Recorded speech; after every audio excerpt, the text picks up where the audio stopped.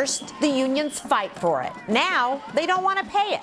The Los Angeles City Council is set to vote as early as next week on giving unions an exemption from the city's new $15 an hour minimum wage mandate. Gary B., you say this is proof this is all about unions trying to lift their numbers, not workers' pay. How so? Absolutely, Brenda. It's a brilliant strategy. I must hand it to the unions. I would want to join a union.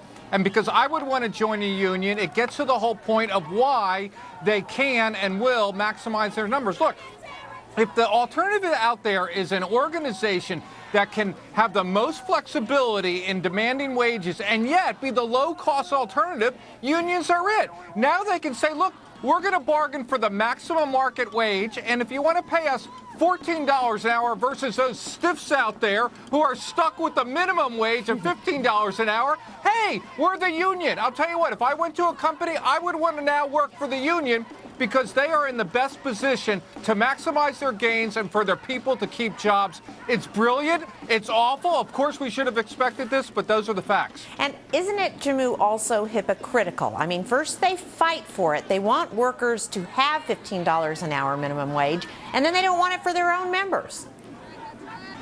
Perhaps some person's hypocrisy is another person's strategy. I don't know. But to Gary's point, unions have always been in the best position to provide quality jobs. So really? I don't know, when you're looking for a job you mean and like in the auto you companies? are faced with oh, I'm going to get $10 an hour, or I'm going to get a job with $10 an hour, health care, benefits. Remember, weekends, they did that. 40-hour work week, they built that. So whatever strategy they need to employ against the tyranny against them over the last few decades, amen. Bow down, as Beyonce would say. They were very relevant in the 30s, Jimmo. I'll give you that. All right.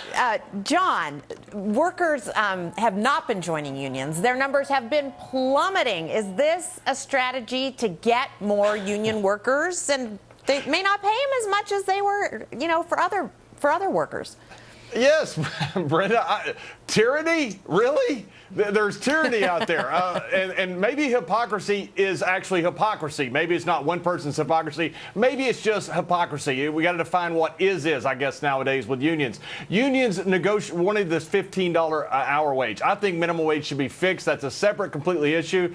But unions wanted this. And then once they got it, they said, wait a minute, this is going to hurt jobs. This is a way, as Gary B says, for us to get more union members. So they want it waived for union guys. If they were really helping the worker, the actual worker, those that are fighting against the tyranny, the evil empire, they would want them to have $15 an hour. This is so transparent. Okay, Jonas, this is about more than just wages, though. It's about benefits, too. It is. And what this brings up a very interesting thing that's been going on now for a few decades. This is really what's killing unions. It's Democrats have killed the unions by providing the benefits by law that didn't exist 78, back when you could have child labor and all that stuff. That's when you needed unions.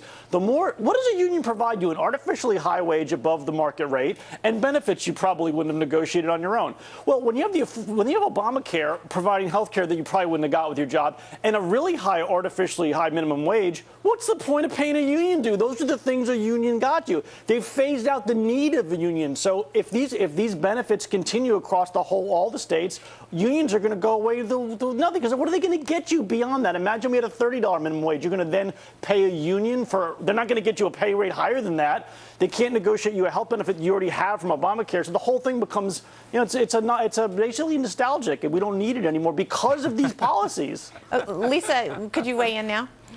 Well, look, I think this is a justification for what Republicans have said all along. We've said that if you increase the minimum wage to something like $15, it's going to be a deterrent for businesses, and it's absolutely going to be a job killer. And I think what these unions are realizing is that businesses aren't going to want to pay that $15. So when you take it off the table and you say, hey, we'll take less, they know that businesses are going to be more apt to allow them to unionize. So what this is a justification that Republicans were absolutely right in their criticism of the minimum wage. Okay, Jamu? And so what?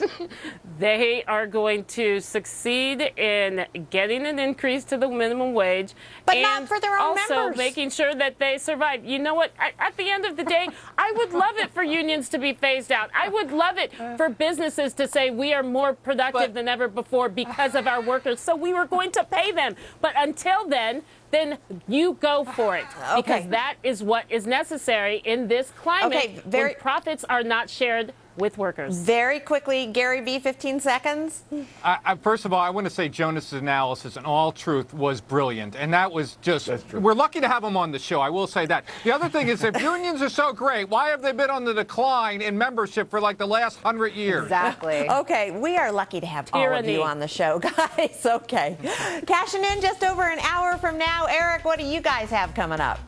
Hi, Brenda. The one, the only Donald Trump on cashing in, the GOP frontrunner, piping in on everything from how he would make Mexico pay for a border wall to what he has planned for next week's debate. The Donald like you've never seen him before, 11:30 Eastern.